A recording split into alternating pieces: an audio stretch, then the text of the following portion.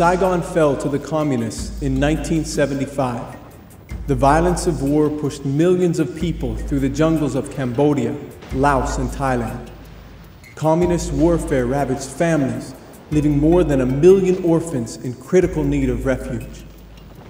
News of this desperate situation moved the hearts of people as far away as northern Alberta in Canada. In response to this crisis, Harlan Hendrickson, Norm LaBrentz, Ray Bassett, and Bill Weiss founded the organization now known as Aid and Development World Missions Canada. Their purpose was to create a home for abandoned children. Al and Terry Purvis volunteered to go to Thailand to open the children's home. Together with their 3 children, Margaret, Becky, and Chris, they left everything familiar to pioneer a new mission. As a new believer, God had really started to excite something in me for a vision for the world. When we first started hearing about children in Thailand, it was, 2 farmers and 2 pastors that got themselves together. And there were some very special people. We started World Missions back in the late 70s. Because they wanted to do something overseas. And they called it A&D World Missions Canada. That was in 1979. So they asked Al and I if we'd go raise funds to start an orphanage in Thailand.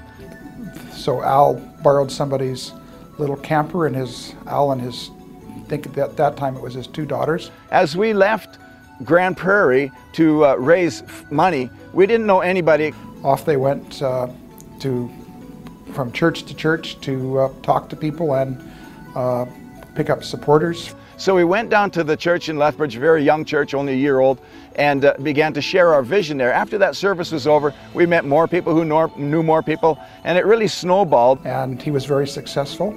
It was just so neat how God orchestrated it from one place to another. God just kept putting us into prayer meetings and groups and different churches. We spent 2 months on the road with hardly a break, and we raised $20,000. Now that was a real miracle for us. I'd never seen money like that before. Well, after 2 months of sharing in the churches, it just grew in us, and we just felt, we can do this. We got back to northern Alberta, and we were really rejoicing. Of course, our Canadian organization guys, they were rejoicing. The German fella, he was rejoicing. He thought that I should just stay in Canada and raise money and send missionaries to overseas. But a problem arose when our Canadian directors couldn't find anyone else to go to Thailand. So in the end, as they looked around, I guess there was just Al and Terry, and they decided to send us.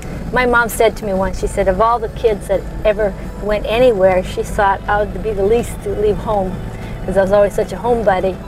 Of course, during that 2 months when we were expressing this vision and a desire to start a ministry in Thailand, it really grew in our hearts. We're talking about orphans and that their parents were killed and so on, the stories we'd heard, and just really grew in our hearts that we could do something in Thailand and make a big difference there.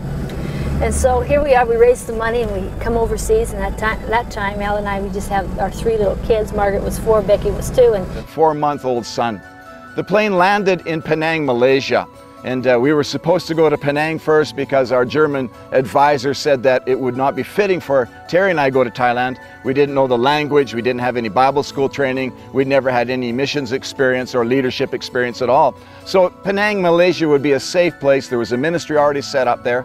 And there was a couple from America, missionaries, who would take the $20,000 we'd raised and go on to Thailand to set up the children's home.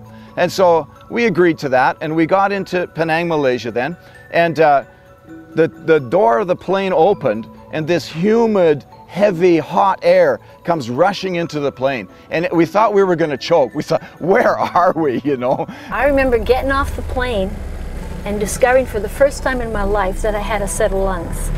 It was so hot, I don't know why. When we came, it was in the middle of hot season, and this is from Canada. Think about this, it's the middle of Canada, it's winter time, and I have got to pack light clothes, right?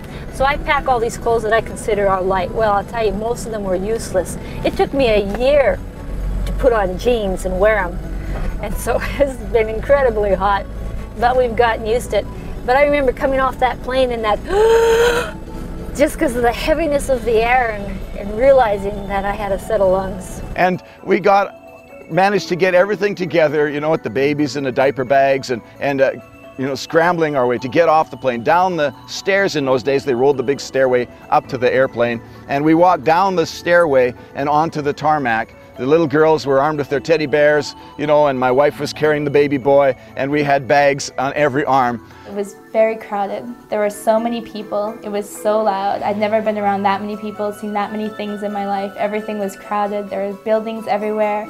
There were smells everywhere that I wasn't used to. Like the hot, the humid air just made everything smell about 5 times worse than it does here. And this was such an important key point in our lives. There was just a sense of a particular special timing of God here. And as we stood there on the tarmac and had our first look at Asia, I can remember saying, "Devil, we are here and we're ready for war. We're ready for war." We handed the $20,000 over to the American missionary couple, and they took it off to Bangkok and began to purchase things and rent a house and set up a place for an orphanage. Because we had no experience, we were out in the bush. We didn't know what we're doing. We didn't come from any Bible school. And so they thought the best thing for us to do is give us a little more experience. So they sent us for 3 months into Malaysia. And while we were in Malaysia, we ran and looked after a video Bible school. And it was cool. I'll tell you, the Christians in Malaysia are totally awesome. So there we are in Malaysia running this Bible school. And the American couple that were running the Bible school there were sent to Thailand. And over the period of the 3 months, we had given them all the money that we had raised, and they were getting stuff for the home. When you have a vision built in your heart and you're working towards this vision and you poured your life into it for the last 3 years getting ready to go, and then you get, waylaid from the actual vision and you're in someplace else, it's like it doesn't fit. And every time I would go up to the bedroom and I begin to pray, I just start weeping for Thailand. I wanted so badly to be in Thailand. Being in Malaysia was phenomenal. The Christians were absolutely wonderful, and we just fell in love with the people. But our hearts at night would cry, "God, we want those children. God, take us to Thailand." And this couple would phone us, and their hearts was, "God, get us back into that video Bible school. Get us out of here. Deliver us from Thailand." One day they phoned me and they said, "Al, why don't we just trade places? We cannot stand it here." And I said, "Well, I want to be there." And so we decided to trade places. When we first got to Thailand, this couple that had gone before us for 3 months had gotten a home. We ended up with 2 homes loaded with all kinds of things and no children. They had spent the whole $20,000 and bought a whole lot of equipment, some that we never did use, bought everything at premium prices, and the $20,000 was gone and nothing was established. We were there starting again from zero. I can remember our pastor, their denomination had a missionary in Thailand, and he'd gotten sick. He sent a letter home to ask them to pray for him, but by the time they got the letter, he was already dead. I thought, oh, okay. Another pastor, a leader of our ministry, told me, you may go there and you may never come back, you may die there. I didn't know what he meant, Hopefully he meant I would live my whole life there. But it was a challenge for me because this was a man of faith. I really respected him. And he told me, you could die there.